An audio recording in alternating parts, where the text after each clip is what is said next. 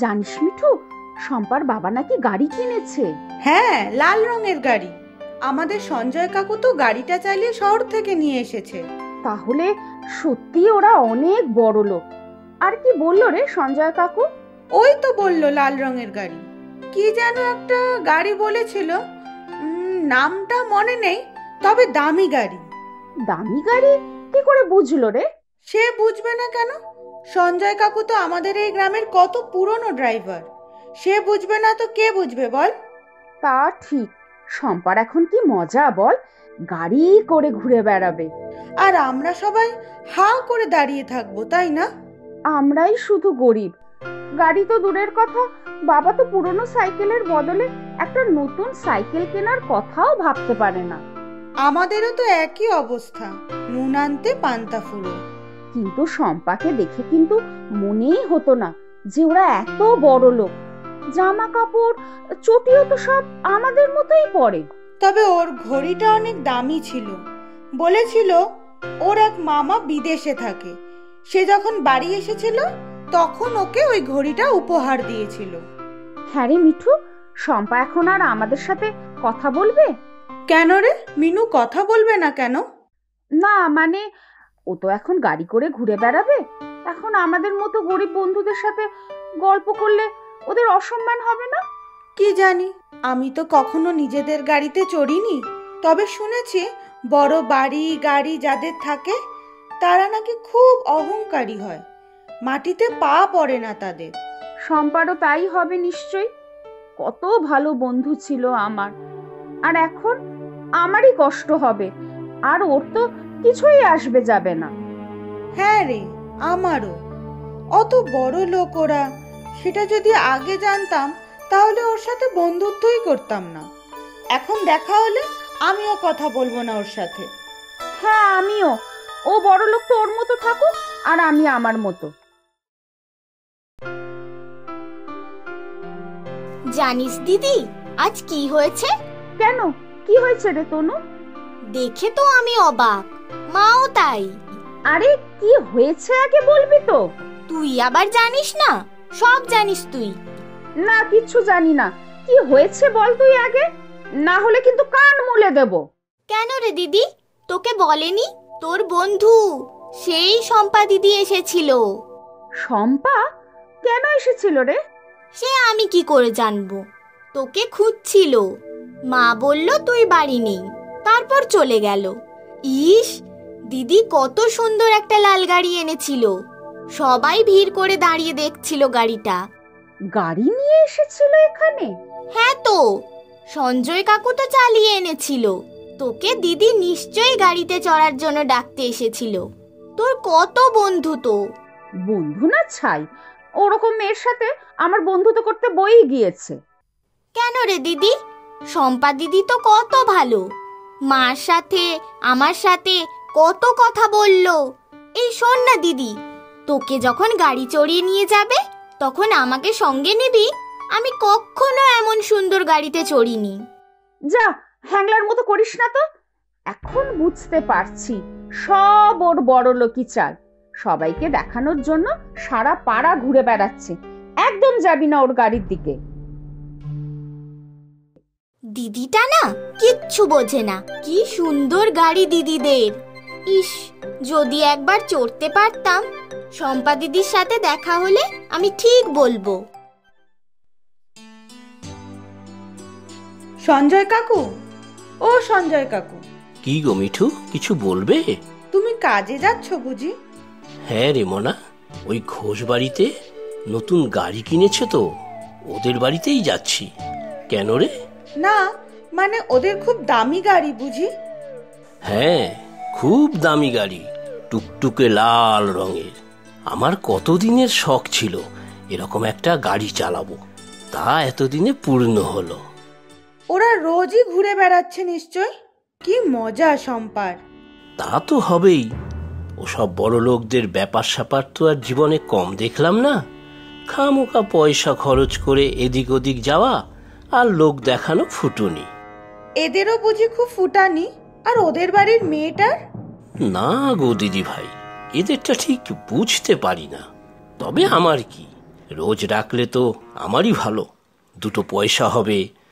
এই দেখো না, কাল ও বাড়ির মেয়েটার আবদার অনেক দূরে ঘুরতে যাবে, হাইওয়েতে।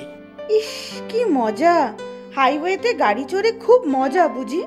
তা বটে, রাস্তা ভালো হলে ফাঁকা রাস্তায় শুধু গাড়ি চড়ে নয়, চালিয়েও মজা। আচ্ছা আমি যাই, না হলে আবার দেরি হয়ে যাবে। আমি যদি গাড়ি চালাতে পারতাম তাহলে মাঝে মাঝে ঠিক হাইওয়েতে চলে যেতাম। ইস, শম্পার কি কপাল! যাই, মিনুকে গিয়ে খবরটা দিই। সঞ্জয় কাকু বলল তোকে? তুই ঠিক শুনেছিস? হ্যাঁ রে বাবা, হ্যাঁ। আমরা কি বোকা রে বল, শম্পার অভিনয় কিছুই বুঝতে পারিনি। হ্যাঁ তো, কেমন ভেজা বেড়ালের মতো থাকতো, যেন কিছুই বোঝে না। এদিকে তলে তলে গাড়ি কেনার মতলব করছিল, সব আমাদের ছোট করার জন্য, বুঝলি? দেখবি আর জ্বলবি, লুচির মতো ফুলবি।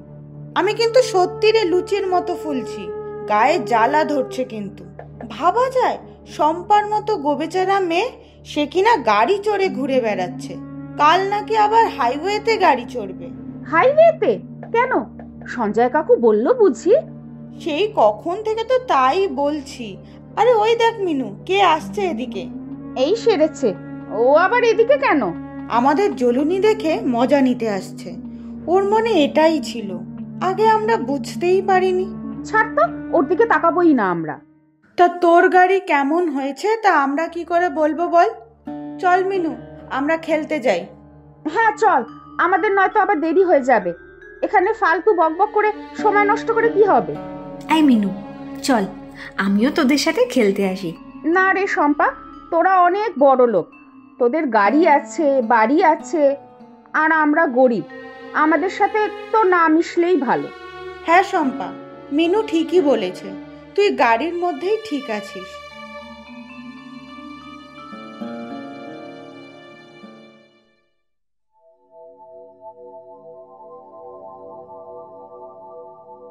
কি রে মিনু, এত তাড়াতাড়ি চলে এলি? শরীর খারাপ নাকি?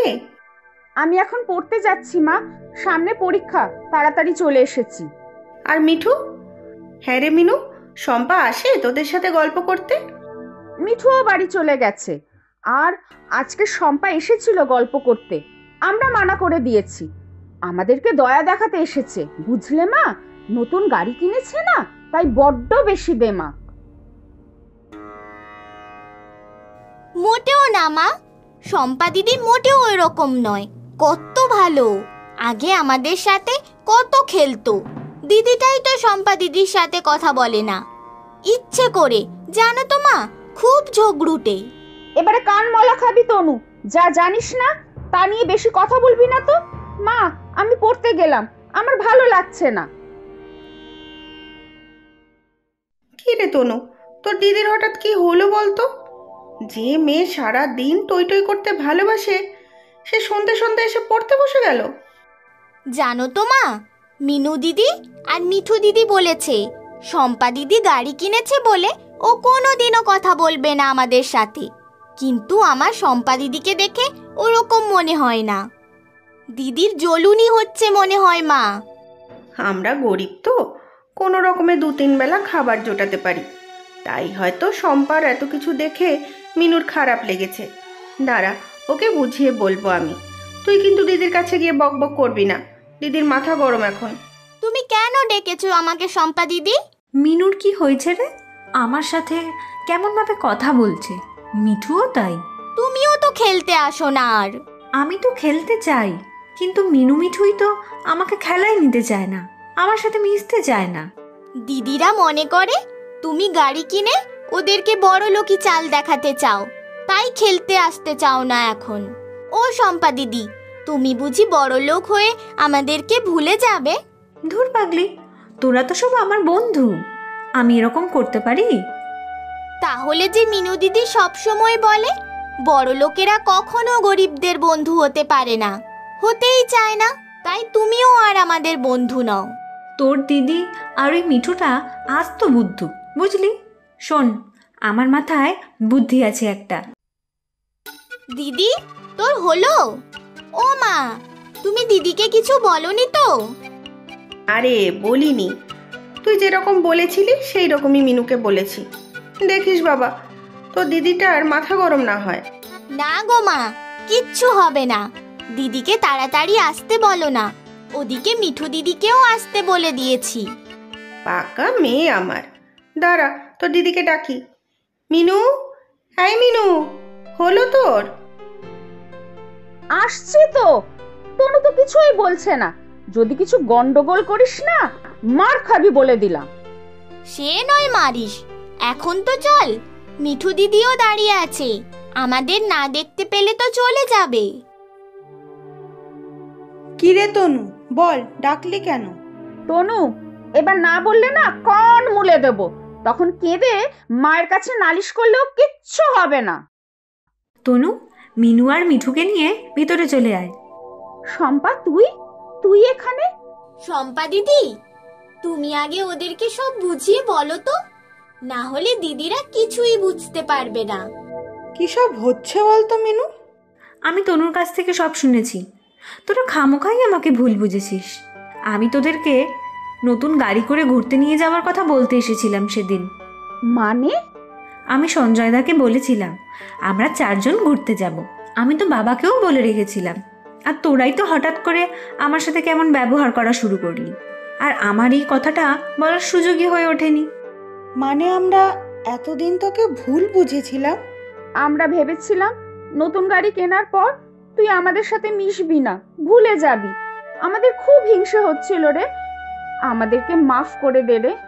হ্যাঁ রে শম্পা, খুব ভুল হয়ে গেছে। বুদ্ধু কোথাকার সব। এই গ্রামে তোরা ছাড়া আমার আর কোনো বন্ধু আছে বল? তোরাই তো আমার সব। চল চল, আর দেরি করিস না। তাহলে শম্পা দিদি, আমরা গাড়িতে চড়ি? হ্যাঁ তো, আমরা আজকে অনেক অনেক ঘুরবো।